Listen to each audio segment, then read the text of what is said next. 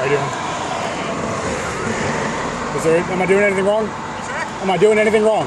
No, not at all. Okay, cool. No, I saw you up there, and I wanted to get a chance to speak with you. Okay. Hey, I'm Officer Waldron. How you doing? I wanted a chance to talk with you. It was just, there are a couple other officers. I didn't want to make it a spectacle. I didn't want you to feel like that you were being confronted by us or anything like that. I appreciate the non-confrontation, because I'm just out trying to show Memorial Day. The military fought for these rights. I'm just trying to show what they're used for. I'm a huge Second Amendment supporter, but I want to talk with you, but I didn't want you to feel like we were confronting you. I'm not trying to identify you.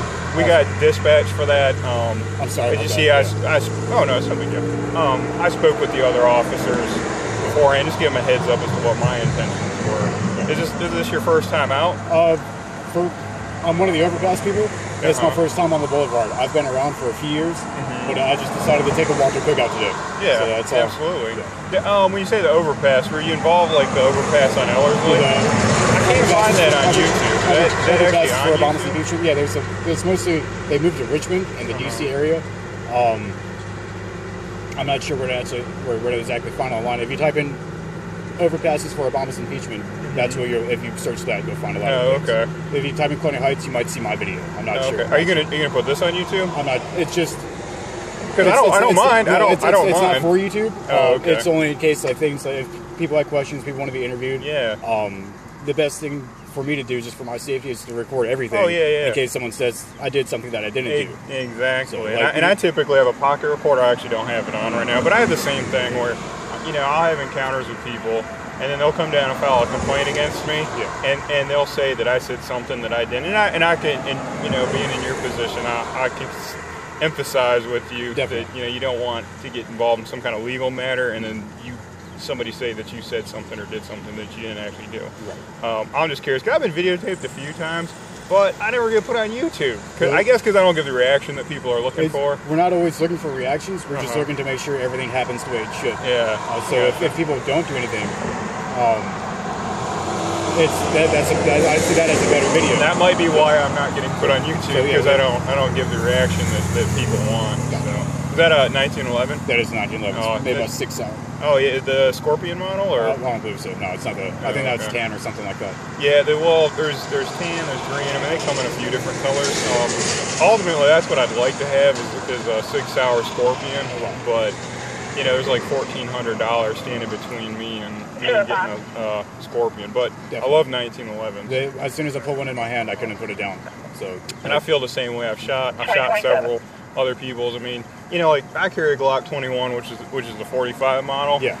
And I mean, the groupings are okay, but I was up here shooting at the Smoking Gun. Yes. It was actually back when it was called something else. Straight shooters. Yeah. Back when it was straight shooters. So you've grown up around here. Yep. I see. And some guy was shooting there, and he had, I think it was a Kimber. Okay. And he was like, hey, why don't you check out my gun? And just first time picking that gun up, not even really aiming, just kind of pulling the trigger. I mean, I was grouping, like that. Not at a great distance. I mean, I think it was only like 21 feet, but still, I mean, just looking down the barrel and shooting, it was just very accurate. See the differences. It's always nice to see a different firearm. I like going there because they'll let you play with theirs, essentially. So it's good to get a feel for different models. Yeah. Where are you from? I'm from here. Colonial Heights? Yeah. Okay, cool. Are you with the same crew that was like detained out there on the Prince George County? No, they're my friends. Hey, you don't mind me asking, what was it that the guy, I actually saw him at China Buffet the other night, but I didn't want to ask. I didn't want to get the one that was being detained, or the one that was taken? The one that was handcuffed and stuck in the backseat of the car. Actually, I saw him. My wife and I were eating there, but I didn't want to I mean, he was there with his family. I didn't want to go up to him and start asking questions. Why did the Prince George officer detain him? Like in handcuffs? Because if you notice when you watch the video, it's like I think everybody's armed. But the Prince George officer seeks out like one guy he had a sign in puts his him in hand, handcuffs. And the only difference between him and everyone else was that he had a sign, and I think they were just trying to prove a point, and I guess they were proven wrong with their point. They're just one of those trying to intimidate the group. The group, yeah. Because I mean, it was like I kind of didn't really understand that because Virginia legal guidelines say we can detain anybody in handcuffs. Okay. And we don't necessarily have to have a reason. How you, sir? What's up, man? We don't. You doing all right? Yeah. All right, take care. And you don't have to. Hey, you don't have to pay any toll or anything like that. They got good thing. Oh yeah. Anyhow, so he's looking at us like we're going to demand a toll from him or something. Anyways, but it was like so everybody's armed. So he picks the one guy and he's like, "I'm detaining you in handcuffs," and it's kind of like, well, I mean, if he felt that his safety was at risk. I don't know. I would think it would be to back off and wait for more units. That's one of the things he even said was, how was I dangerous to everyone when I was just holding a sign? Yeah. It was slung, there's no threat there, and if his hands were preoccupied, then that guy, on the line, he could grant it. I don't know. But like you say, you know, a lot of these encounters, because I love to watch these YouTube videos. Yeah, I love to put in like CopBlock.org, and I just see what's going on out there. You know, I mean, some of the guys, I mean, like the open carry purpose, I completely agree with it.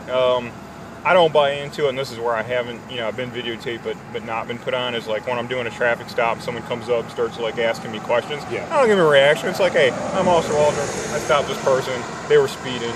If you have any other questions, feel free to ask them, but I'm going to sit here and write them a ticket. But yeah, I love to watch the videos. And it does, you see, it does become kind of a battle of egos. So like an officer confronts you, and it's like, let me see your ID. And you're like, no. And then the officer, a lot of times officers feel like they can't back down for some reason.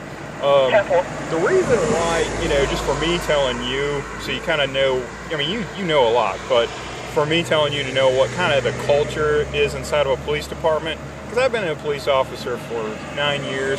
I worked in Hopewell, Petersburg, and now Colonial Heights. So I've seen, and I was trained in the Chesterfield Police Academy. So I've seen a lot of, you know, the different police cultures, police departments, and how everybody works. And one thing that they kind of stress inside of a police department is, like, say you get dispatched for a call. A guy's open carrying a firearm. Me personally, I don't think that that's any different than saying, hey, there's a guy mowing his lawn. I mean, it's the same thing. If you're doing one legal action, just because, you know, you're mowing your lawn, it doesn't make another legal action necessarily any different from that one legal action. That's exactly and I know you're following me. Yeah. But a lot of times, because I would get this when I was a young officer, I was like, you know, first year on the street.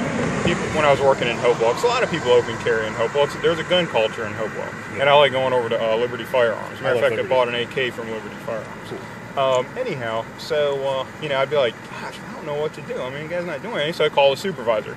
Well, you know what the supervisor always says? Well, just go out there and just get his ID and just do FI. And what an FI stands for is field interview. And I don't know.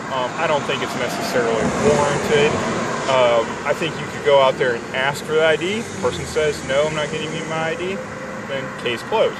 I personally think, you know, I conceal carry. I have a Glock 19 I carry off duty with my, you know, with my police credentials. And if I were somewhere and I got stopped and, you know, it's like, okay, well, you know, I'm a police, well, okay, I take that back. I'd have to show them my police credentials. But let's just say I'm open carrying. Okay, I'm open carrying. Let's go with that one. Let's just say I'm open carrying and a police officer stops me and is like, hey, I need to see your ID. You know, I'm a little more compliant. I'd probably show it to him. But if I were to choose not to show it to him, I think that ends right there because I'm not doing anything illegal.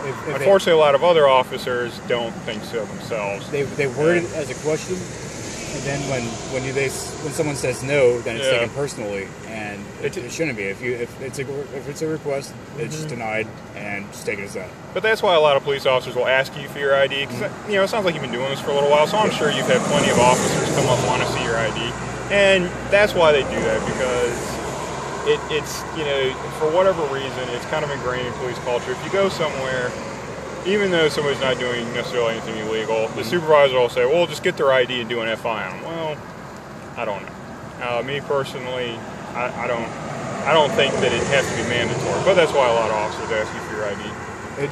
It is nice seeing a different perspective, seeing an officer that isn't prone on finding out who everybody is. So it's nice to see that there are really, truly good officers out there. There are a few of us out here. There's a few of us. So. But, all right, man, well. You'll see me again.